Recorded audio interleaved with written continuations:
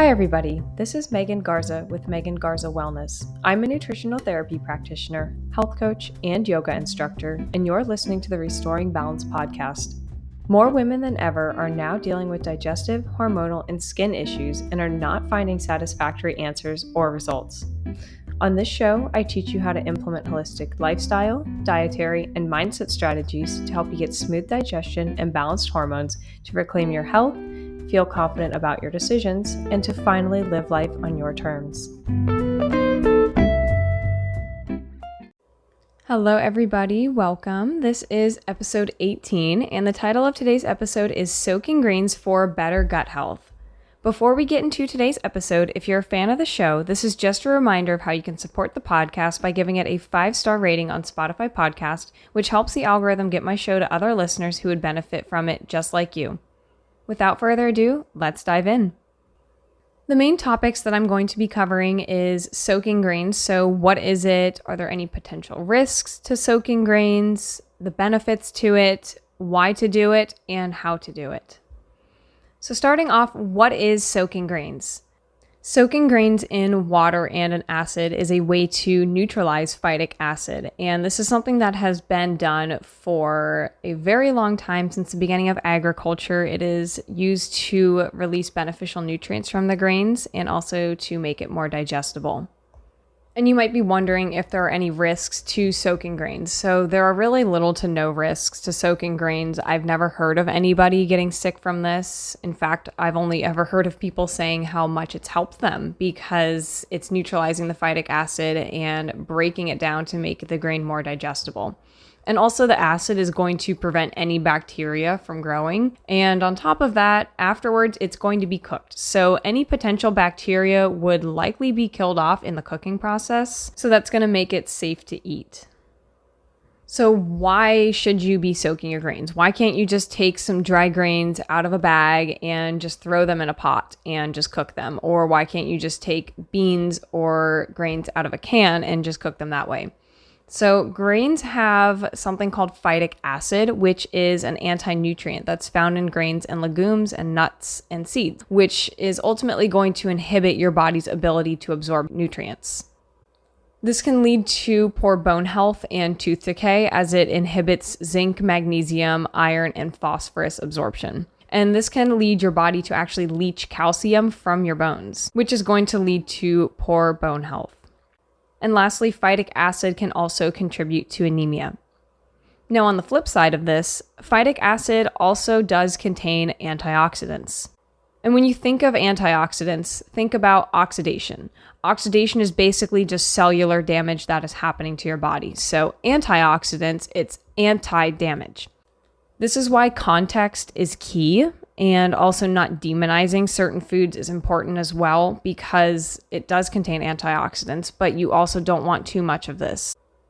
There's an enzyme called phytase that is present in grains, seeds, legumes, and nuts. And when it's activated, it breaks down the phytic acid, or also known as phytase. So if you've ever heard anything about raw milk contains the lactase enzyme, and that breaks down lactose. So think of the enzyme phytase as kind of doing the same thing for grains. So the phytase enzyme is going to break down the phytates, and this is ultimately going to make the grain more digestible. And you might be thinking, like, why can't I just cook this? Why can't I just cook all the phytic acid out of this? And unfortunately, cooking is not enough to properly release phytase to reduce the phytic acid. So there are 3 methods to reduce the phytic acid that is found in these foods. So there is sprouting, soaking, and souring. So with sprouting, you're basically going to have unprocessed grains like corn or spelt or buckwheat. And it's basically a process of just covering the grains in water in a jar, covering them about 2 inches above with a cheesecloth for 24 hours. Then you're going to drain and rinse them, and you're going to put them back in a damp jar without any water, and you're going to rinse them twice a day for 3 days. And then you're going to see those grains sprouting. Then you have soaking, which is an easier method. It's less intensive, it's less time consuming, which is where you're going to put grains in filtered water and acid, like apple cider vinegar, at room temperature for 12 to 24 hours. And after that, you're going to rinse it and cook it. So a little bit easier, less time consuming as well. And then lastly, souring. So you're just going to think of sourdough bread. You're kind of fermenting.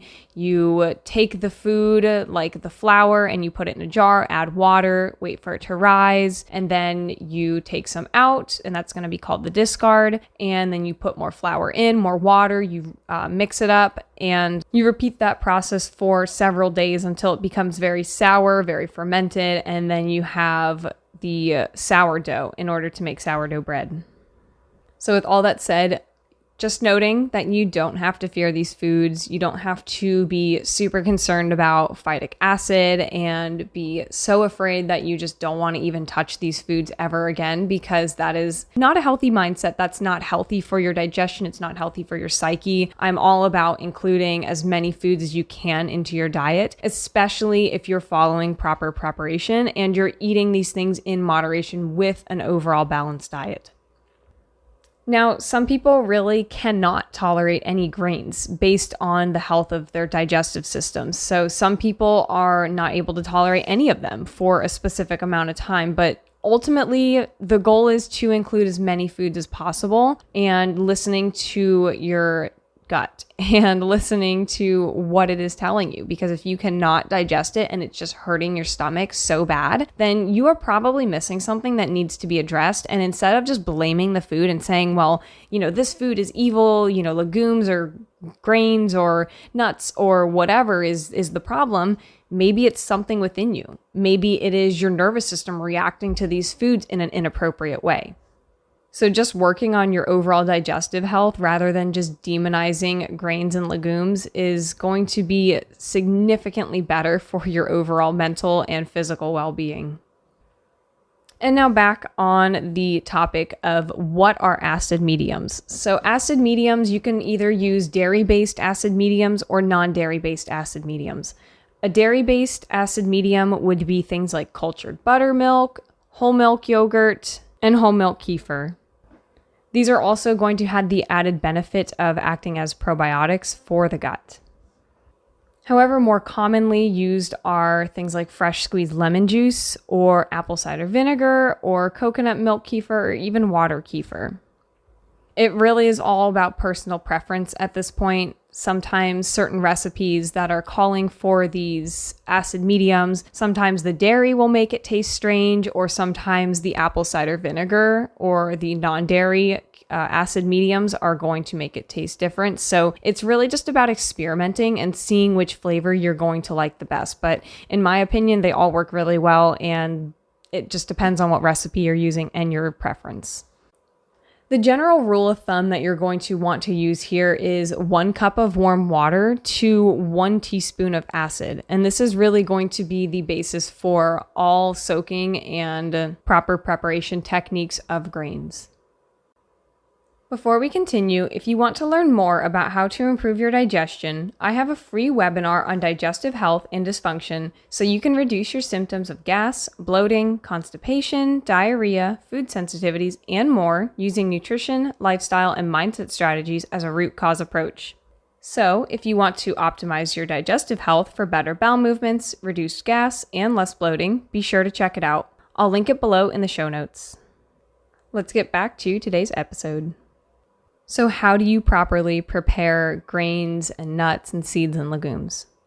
Some of the preparation methods that I spoke on earlier, like sprouting, soaking, and souring, I'm going to include that in some of these recipes that I found online because I am not a recipe creator. I just follow recipes and they always work. So this is a very interesting one. Did you know that you can actually soak flour in order to make bread? So this is something that I found recently and it just absolutely blew my mind because I always was under the impression that you had to make sourdough and that's a more time-consuming process and it requires more attention to detail, but soaking flour, this was like a huge game changer. What you're going to want to do is you're going to want to take some kind of organic grain flour like organic wheat or spelt, einkorn, or rye, or any other organic whole grain flour. Then you're going to want to take some water with apple cider vinegar or cultured buttermilk or kefir, and you're going to pour that into the ground flour in a bowl. You're You're going to want to use enough to cover the flour and to make the dough dense, and mix it until it looks like batter. I do not have the exact measurements off of the top of my head right now, but I will link the video that I am referencing right now because the information and her recipes are absolutely incredible. Her name is Mary's Nest on YouTube. That's her YouTube channel, and she has some fantastic traditional cooking methods. So that's what I'm referencing for this, this soaked flour recipe. Then you're going to want to cover that doughy mixture with a cloth or plastic wrap, preferably a cloth like a cheesecloth, and just leave it on the counter for 12 to 24 hours. So it's going to be at room temperature if that is something you're comfortable with, and the consistency is going to change. So once it changes, you're going to add more water and leave it on the counter for about another hour. After that, you're going to want to mix it, and then you're going to bake. So like I said, the recipe online for this is significantly more detailed than I can be. Also, it's super helpful to just watch videos to see what she's talking about, because having that visual can be an extra step to help you learn better. And besides, who really gets their recipes off of podcasts? I know that's not something that I would do. So definitely check out that video. It'll be in the show notes. Now onto soaking whole grains. This is something that I do all the time because I love white rice. I think it tastes so amazing, and it can just fit with basically any recipe. For soaking whole grains, you're going to want to add warm water to cover the grains and an acid medium like apple cider vinegar or a dairy-based acid medium. Then you're going to leave it to soak on the counter for 12 to 24 hours. And after that, you're going to rinse it and strain in filtered water. From there, you can just cook it in homemade broth, and you can add butter and salt afterwards, and it makes the most flavorful rice that you have ever eaten, because I mean, it is just so good. Just a fair warning that soaked grains do take less time to cook, so keep that in mind when you are cooking your grains. I find it very helpful to just cook it on a stainless steel skillet in broth with a clear lid and just stir halfway in between. For me, about 2 cups will take around 10 to 12 minutes to fully cook. And now moving on to oats.